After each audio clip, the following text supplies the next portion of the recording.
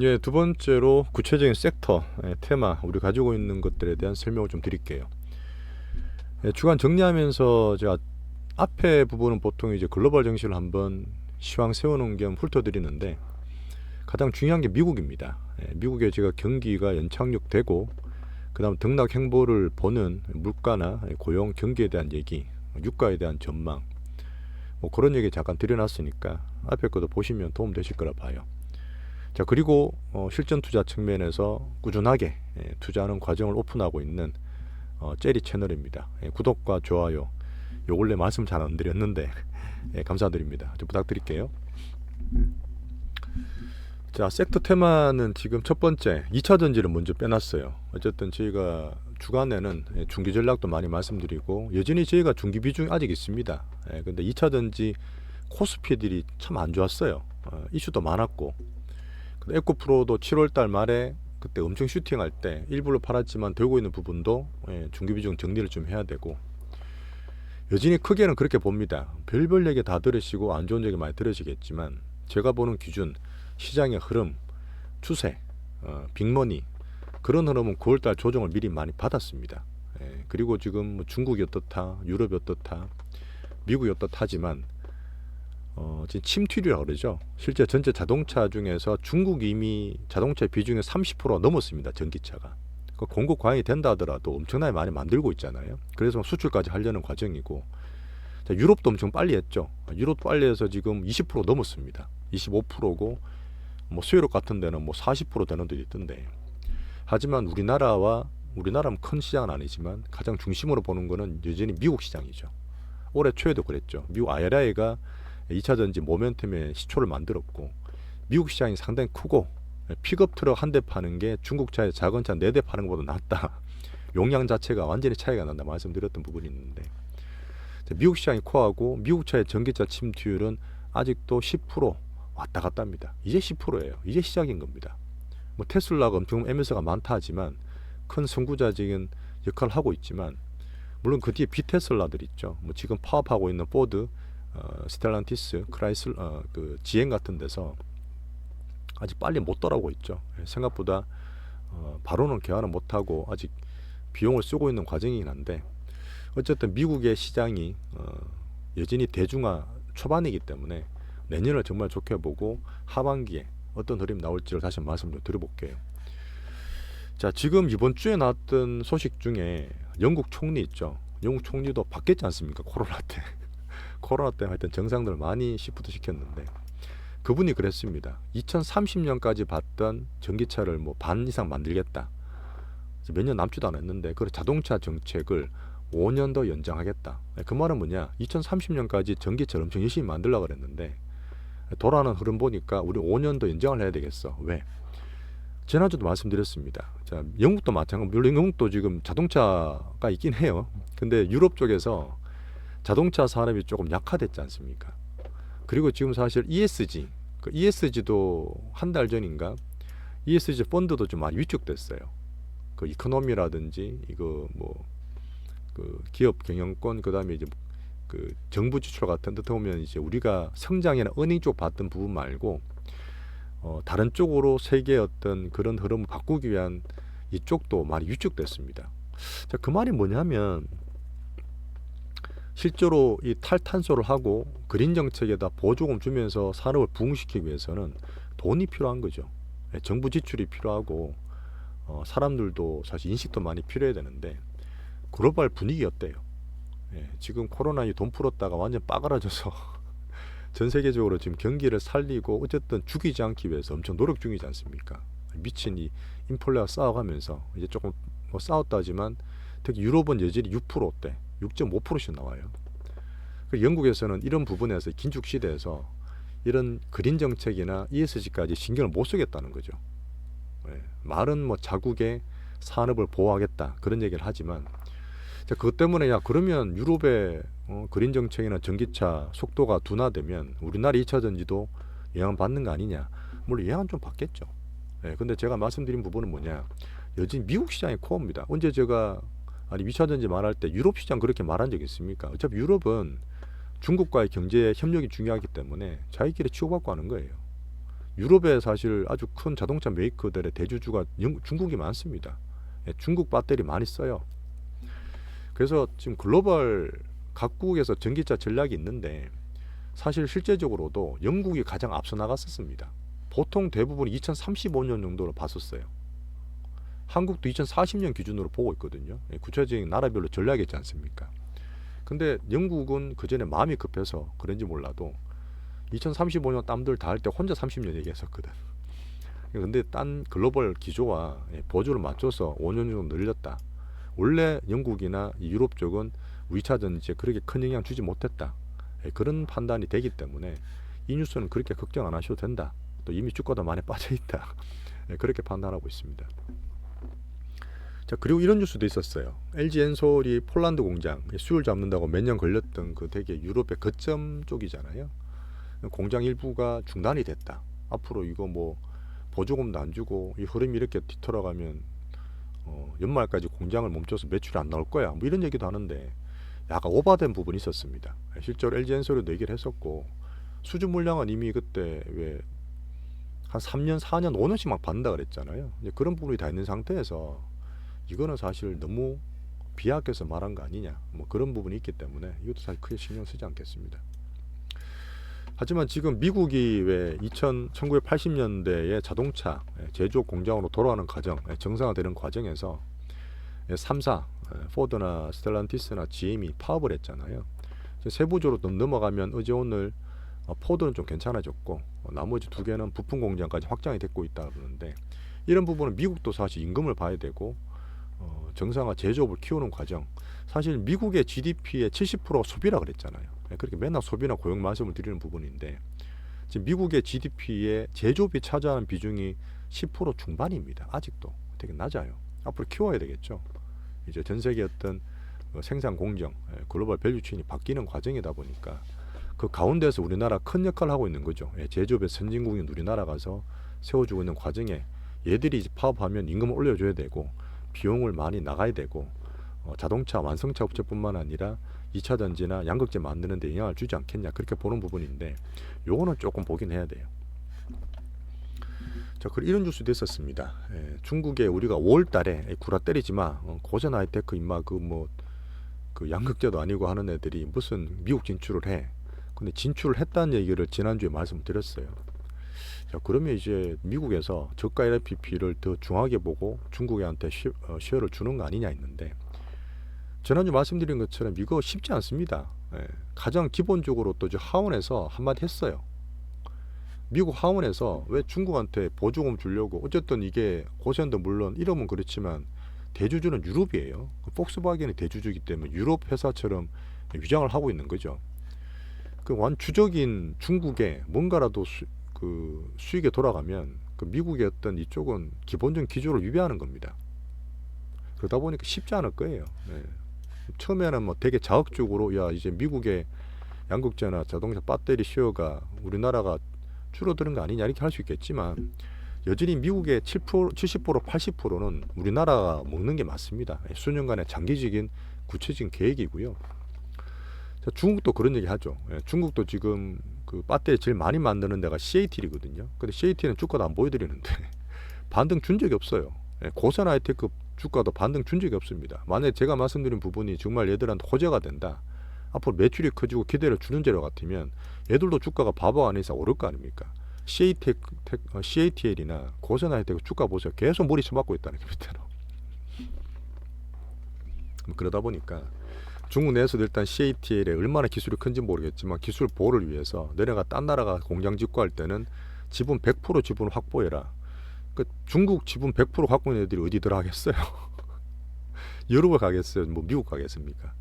그런 부분도 중국 애들이 밖으로 쉽게 진출 못하는 그런 흐름이라 보고 있습니다. 가장 기본이죠. 올해 초부터 말씀드렸던 IRA 만들었던 바이든의 가장 큰 정책, 전 세계적으로 중국이나 러시아를 주적으로 돌리고 중국이 빠지게 되면 그 저가가 만들던 그런 제조업의 글로벌 밸류체인을 자기 동맹국과 같이 하겠다. 그 사이에서 2차 전지나 반도체나 다른 것들이 우리나라 얼마나 큰 롤을 하고 있습니까? 우리나라 크게 수혜를 보는 큰 흐름 바뀐 게 별로 없어요. 이거는 수십 년간에 앞으로 계속 가야 될 길입니다. 신냉전 체제는 바뀌질 않아. 이거 가장 근본적인 일이죠.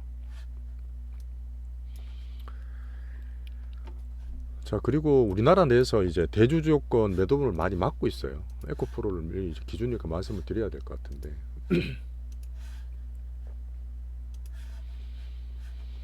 자, 우리 7월 달에 일부 정도 140만 원을 좀 줄이고 9월 달에 지금 외국인 매수가 전혀 안 들어왔어요. 기관 개인만 신나게 팔았죠. 수익 난 사람 신나게 팔았고, 우리는 그냥 아직 홀딩하고 있는 과정인데 밑에서 등락이 있겠고, 오늘 호재가 좀 하나 나왔어요. 저로 말씀드릴 텐데 지금 100만 원, 90만 원 사이를 보고 있지 않습니까? 대주주는 이미 꾸준히 나오고 있어요. 이미 수익 난 사람 다 팔고 있기 때문에 이미 원래 10월달, 11월달에 나와야 될 게 9월부터 적극적으로 매도가 나오고 있다. 이미 많이 팔고 있다. 미리 막고 있다. 그래서 대주 조건이 항상 연말에 때려 맞는 거는 맞지만 에코프로 기준으로 2020년, 2021년도 올랐다 그랬어요. 이것도 1배 올랐습니다. 애들도 엄청 올랐어요. 이때 많이 올랐어요. 근데 그때도 보시면 조금밖에 안 빠졌어요. 2022년도 볼까요? 그때도 마지막 요때는 필이 좀 빠지고 위에서 뭐 한 20-30% 떨어졌죠. 뭐 지금 30% 빠졌으니까. 그래서 2000년, 2020년, 2021년 주가 보면 미리 막고 있는 상태니까 선조정 받은 부분은 감안해서 보자. 어닝 시즌은 지금 기대를 좀 많이 낮추고 있지 않습니까? 아까 말했던 여러 가지 부분에서 어쨌든 기대는 낮추고 있지만 매출이 떨어지는 게 아니에요. 영업이익이나 어닝이 떨어진다기보다는 기대를 낮춰놓으면 주가 미리 빠졌으면 그 충격도 덜 할 수 있고 90만 원대에서 왔다 갔다 할 수 있는 부분이 있죠. 그래서 저는 그렇게 봅니다. 이제 9월달 조정을 많이 받았고 2차전지가 이런 대외적으로 문제가 생겼지만 큰 흐름상 바뀐 게 없어요. 꼭 그래서 혹시나 수주를 받게 되는 장비주, 요번에 한번 몇 개 올라간 게 있습니다. 그런 것들처럼 장비주로 갈 수도 있지 않겠느냐. 자, 그 다음에 항상 우리가 보는 포스코주들, 포스코주들 있죠. 이쪽으로 흐름이 한번 신화로 나올 수 있지 않겠냐. 요즘 포스코 사실 강합니다. 그죠? 8월달, 9월달 조정 받을 때 9월달에도 횡보지 많이 빠진 거 없습니다. 포스코 홀딩스, 포스코 인터 기준으로 본다 말씀드렸잖아요. 여전히 그렇게 가능성 보면서 어닝도 보고 있습니다. 어닝 시즌에 숫자도 나오지만 하는 전망을 얘기하잖아요. 그럼 내에서 이런 것들 괜찮게 나올 수 있죠. 자, 그리고 5월달에 문제가 됐었고 얼마 전에도 이제 그 전 회장이죠. 에코프로 머티리얼스가 이 전구체 만드는 데잖아요. 얘가 상장을 시켜야 되는데 이제 전 대주주가 문제가 많다 보니까 계속 미뤄지다가, 근데 어제 장 끝나고 상장 예비 심사가 통과가 됐어요. 그 말은 뭐냐, 상장한다는 얘기입니다. 이거는 사실 구체적으로 그때 뭐 3조 밸류의 돈이 들어온다 그랬잖아요. 이거에 대해서 되게 밸류를 낮게 했어서 하나의 애널리스트 욕도 먹고 그랬는데, 그때 투자 들어갔을 때 한 3조 밸류 정도 받고 지금 공모주 흐름이 조금 저는 좋아진다 봐요. 워낙 지금 공모가 확 떨어졌거든요. 확 떨어졌다가 이제 두산 로보틱스도 흐름이 괜찮아졌고 괜찮은 것도 몇 개가 보여요. 그러다 보니까 지금 심사 통과하면 그 정권 신고서를 내거든요. 과정이 그렇습니다. 보통 빠르면 10일 안에 내요. 늦어도 뭐 2-3주 안에 내는데, 제출하고 이제 2달 정도 되면 기간 수요 예측하고 개인 청약이 이루어집니다. 그래 되면 연말까지 올해 안에 상장 가능해요. 금방이에요. 4분기밖에 안 남았습니다. 그러다 보니까 이게 확 와닿습니다. 사실 걱정했던 부분이 이번에 풀렸기 때문에 어째 그래 되면 에코프로의 흐름이 좋게 만들 수 있겠죠. 그래서 지금 저희가 90만 원, 100만 원 사이 짧은 박스권 미리 팔아놓은 애들, 뭐 성장에 어닝을 낮춘다 하지만 어닝이 안 나오는 게 아니기 때문에 이런 모멘텀이 또 개인들이나 이쪽을 자극할 수도 있습니다. 어쨌든 길게 봐야 된 MSCI 외국 수요도 죽은 게 아니에요. 편입됐기 때문에 이제 그런 흐름 때문에 다음 주부터는 좀 흐름을 좀 보겠다. 에코프로 쪽은 그렇게 한번 체크하시면 될 것 같아요. 자, 그리고 반도체는 나스닥 미국을 기준으로 말씀을 드렸고 엔비디아나 애플을 박스권 등락 정도를 보고 있다 말씀을 드리고 있는데, 어제 이런 뉴스가 나왔죠.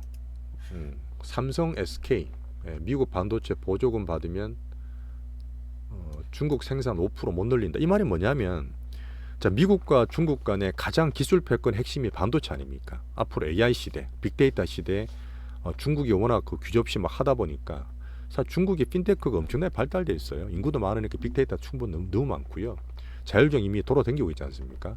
그런 흐름이다 보니까 가장 허들을 만들 수 있는 반도체를 미친 듯이 공격을 해서 방어막을 쌓고 있는 가운데인데, 그 가운데 동맹인 우리나라 삼전이나 하이닉스, 자기네네 자국 국민인 뭐 인텔이나 마이크론이나 엔비디아가 중국 수출이 줄 수 있기 때문에 고민이 되게 많은 부분이에요. 근데 이제 어쨌든 우리나라의 한국 반도체 분위기가 중간에서 틈새 시장을 고려하고 있지 않습니까? 근데 이게 나쁜 게라기보다는 중국과의 관계가 특수하기 때문에 2, 3년 뒤에 엑시트를 해야 되겠지만, 그 사이에서 중국과의 관계를 정설을 좀 요구했었거든요. 10% 요구했는데 그거는 받아들이지 않았어요. 그냥 5% 정도 예전대로 그냥 가는 겁니다. 그래서 이것 때문에 어제 뉴스 나오는 것 때문에 미국 반도체도 빠지진 않았습니다. 오히려 지금 빅테크들 중에서 나스닥 관련 중에서 반도체 주가는 오히려 나쁘지 않아요.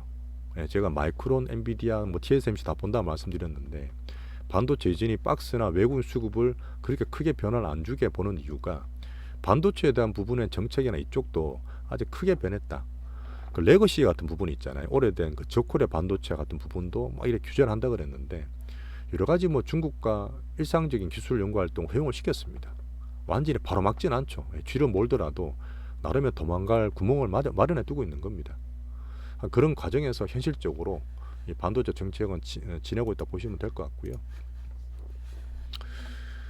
여전히 저는 엔비디아 기준으로 이번에 어닝도 나쁘지 않게 나올 거예요. 엔비디아가 또 어닝 되면 힘을 또 발휘할 수 있습니다. 그래서 $400 근처에서 얼마나 또 빠질지 모르겠지만, 내년 기준으로 AI를 위시한 성장 스토리는 어쨌든 나스닥이 만들어 가야 되고, 미국 경제든 성장 스토리에서 그렇게 만들어가는 게 사실은 맞아요. 미국도 그렇게 보고 있는 거고, 그거 안 되면 지금 빅테크들 의미가 별로 없잖아요.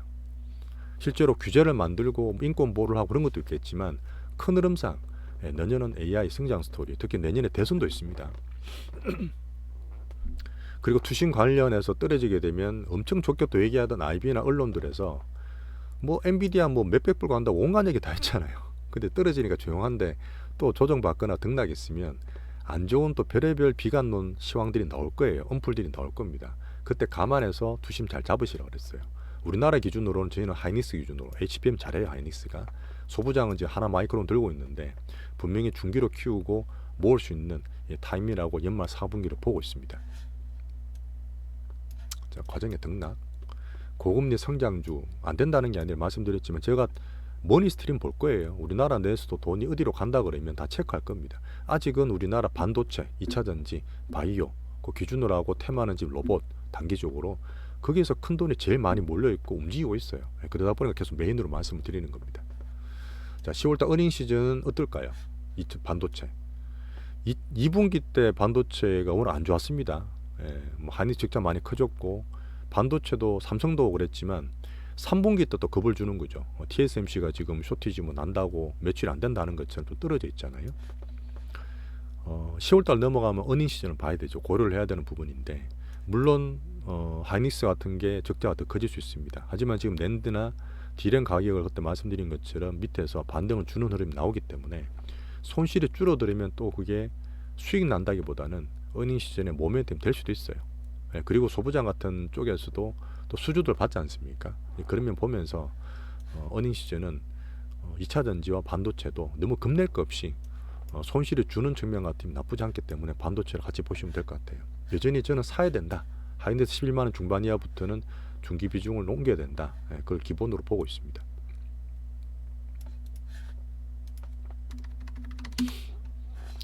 삼성전자가 어제도 외국인 또 샀어요.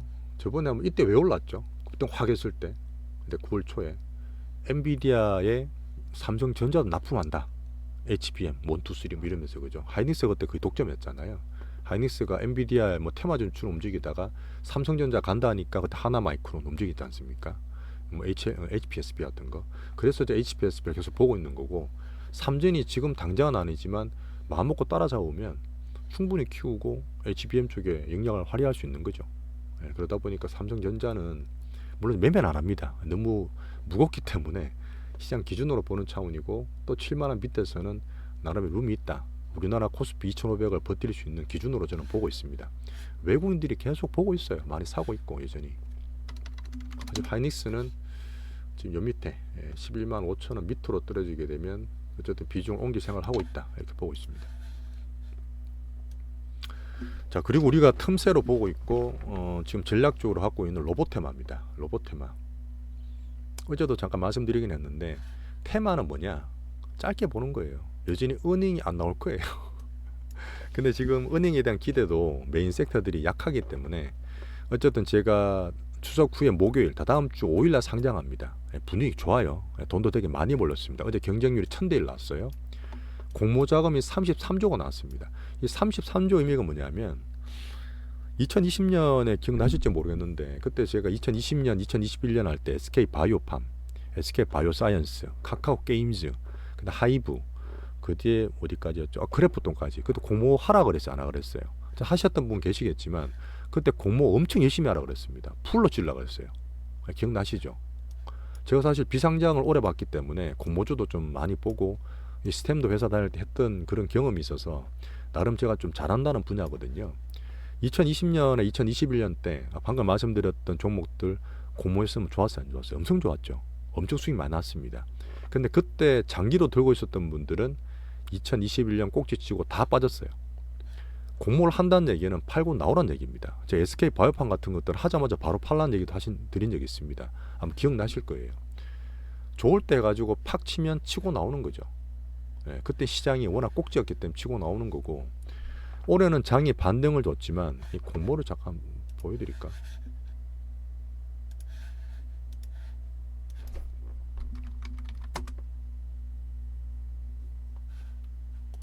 자, 보세요. 이게 숫자 좀 작나? 자, 1번 기업 공모 현황인데 공모를 많이 한다는 얘기는 시장이 좋은 겁니다. 자, 2020년 코로나 때, 2021년 코로나 때, 코로나 때 되게 좋았을 때, 아까 말했던 여러 가지 되게 대형주 상장 많이 될 때예요. 우리가 꼭지치고 나올 때인데, 코스피랑 코스닥에 공모 금액 총액이 2조야, 2조. 16조고 미친 듯이 들어왔어요. 시가총액도 엄청 났죠. 코스닥도 마찬가지입니다. 근데 올해 보세요. 2023년에 장이 좋다고 하지만 완전히 선별돼서 왔어요. 2차 전지 아니면 반도체 몇 개 빼고는 다 죽었던 장이라니까. 장이 좋은 게 아니에요. 그때 얼마 전에 제도 올린다고 첫날에 4배 올리겠습니다. 4배 로또 되니까 개인들 들어오라 그러면서 한동안 한두 달 박살났어요. 왜? 이게 처음에 30%씩 올라가지고 따상되고 따따블 상되면 사람들이 괜찮았는데 첫날에 한 방에 다 먹게 하니까 개인들 막 사는 사람들, 우리 4배 먹어야지 들어온 사람들, 그 빚거미들이 미친 듯이 때리면서 개인들 그냥 미친 듯이 조져놨던 기간. 그게 지금 올해 한 6월달, 7월달까지 흐름이었거든요. 근데 이 흐름이 일단 2020년, 2021년 보시면 없어요. 규모가 완전히 적습니다. 택도 없습니다, 사실은. 이 공모 분위기가 시장 분위기를 많이 보는 부분이 있는데 두산 로보틱스가 간만에 그걸 살린 거예요. 간만에 살린 겁니다. 그래서 사실 이게 우리 생각보다 좀 늦게 영향을 발휘하긴 했죠. 워낙 장이 9월달 빠졌기 때문에. 어쨌든 테마라 보고 남들 빌빌거릴 때 로봇 들어와서 먹고 나야겠지 했는데 장이 떨어지면서 레인보우도 몇몇 좀 했지만 생각보다 수익이 좀 안 나와 좀 떨어진 상태고, 유진로봇도 마찬가지인 상태인데 목요일 상장 전까지 보지만 다음 주 화요일 날, 다음 주 화요일이에요. 환불이 돼요. 33조 들어간 것 중에 절반은 증권사의 신용을 빌려줍니다.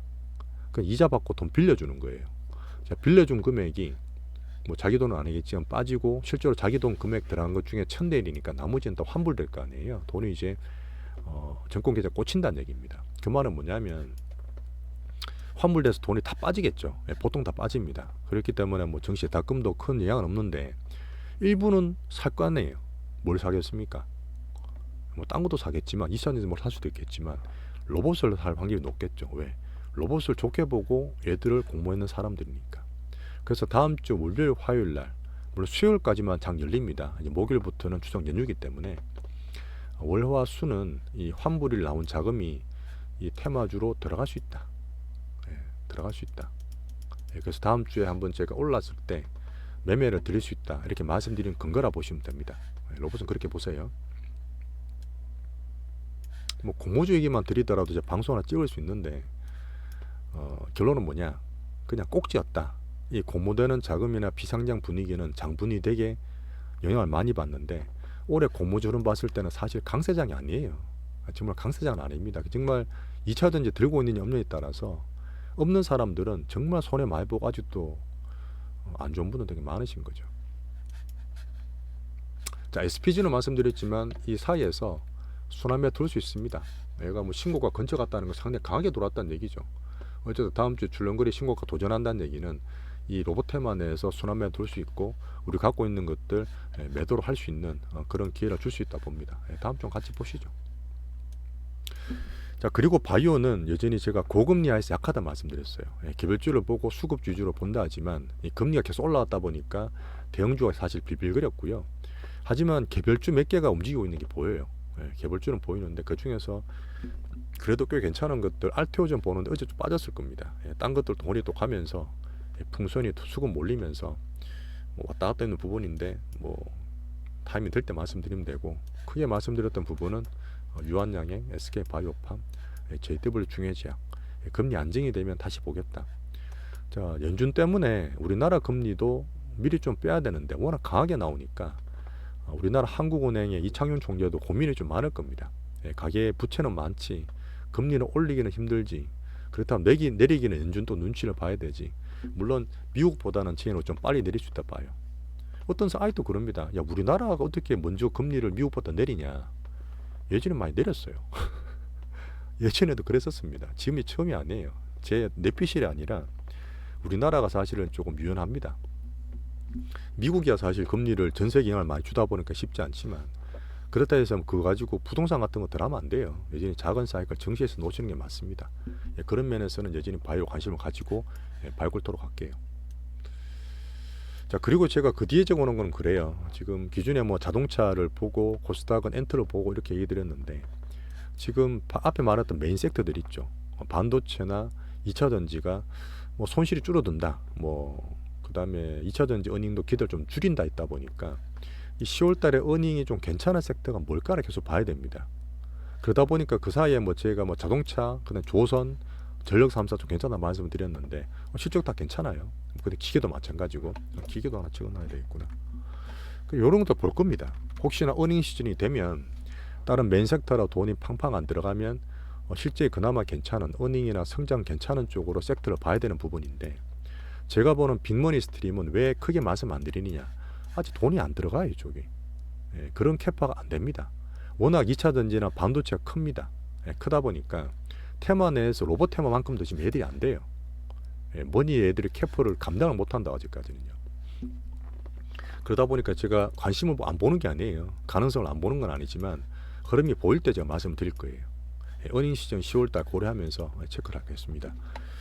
자, 그리고 엔터는 제가 어젠가 그저께도 말씀드렸지만 JYP 기준으로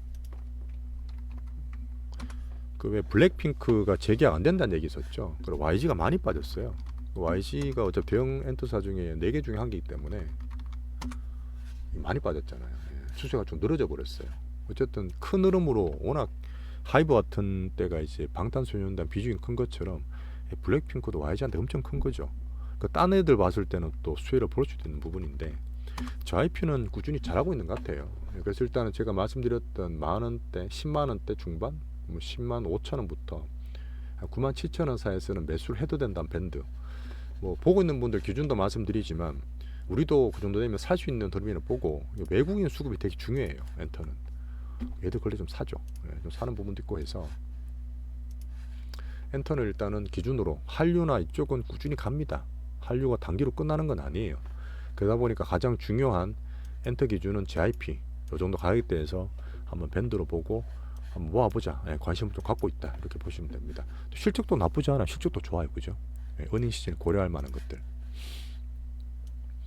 자, 금주는 우리 장이 많이 빠졌기 때문에 매매 없었습니다. 그냥 포트 가지고 우리가 버텼어요. 그 사이에서 뭔가 강하고 약하고 하면 포트 조절이 있었을 텐데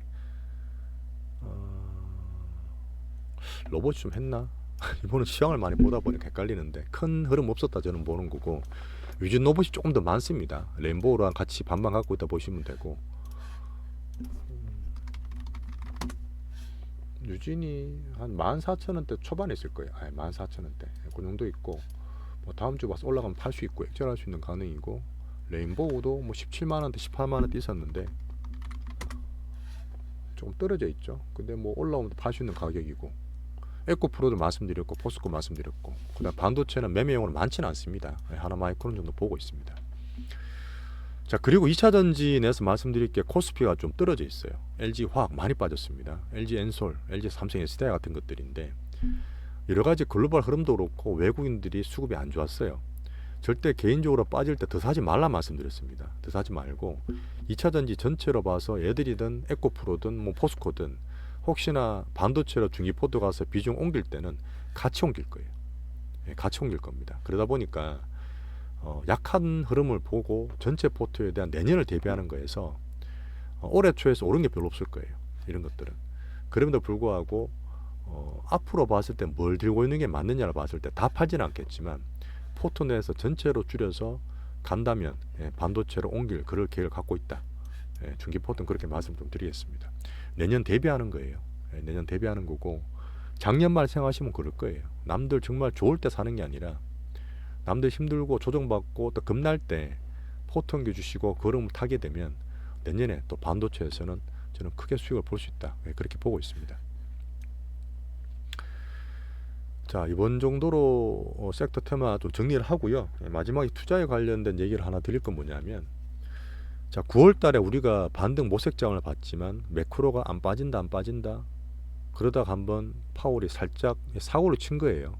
금리 올라갔었던 부분이고, 하지만 큰 흐름 자체는 미국 경기를 기준으로 하기 때문에 그걸 기스는 안 되는 등락 밀당 할 거라 봐서 저희는 박스권 내지는 수급 흐름을 통해서 우리나라 증시를 포트 꾸려서 대응하고 있습니다. 시장이 최우선이에요. 어떤 분은 오르든 빠지든 맨날 사고 팔아서 우리 수익 내야지, 따박따박 2%씩 단타로 쳐야지. 저는 그런 스타일 아니에요. 그런 스타일 말씀드린 적도 없고 그렇게 해본 적도 없습니다. 해본 적 있어요. 정말 옛날 힘들어서 선물 옵션을 맨날 단타 친 적이 있는데 다 거들났어요.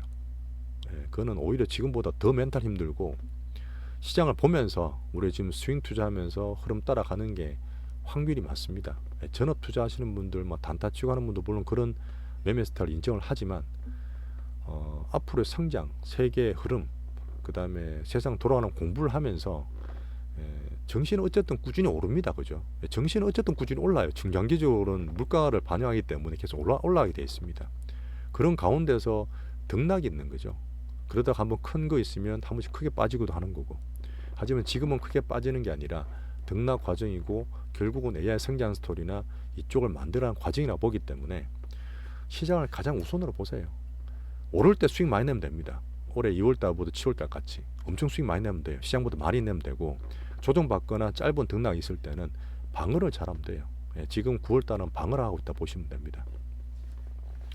자, 빅머니 포트 우리 수급 현실적으로 실전 투자 젤이 제가 계속 말씀드리는, 저는 이렇게 투자하고 주변 지인도 그렇게 다 하고 우리 그런 포트나 공부에 대한 얘기를 오픈을 시켜 드리는 겁니다. 저랑 같이 하시는 분들 감사드리고요. 자, 금주도 변동성 많은 양상 고생 되게 많아 하셨고, 어쨌든 기준 잘 잡아주시고 다음 주에 3일만 하면 되거든요. 그 사이 로봇 관련 테마 매매 드릴 수도 있으니까, 자, 다음 주도 힘내서 같이 한번 장 맞아 보시죠. 주말 좋은 시간 되시고 다음 주 월요일 뵙겠습니다. 감사합니다.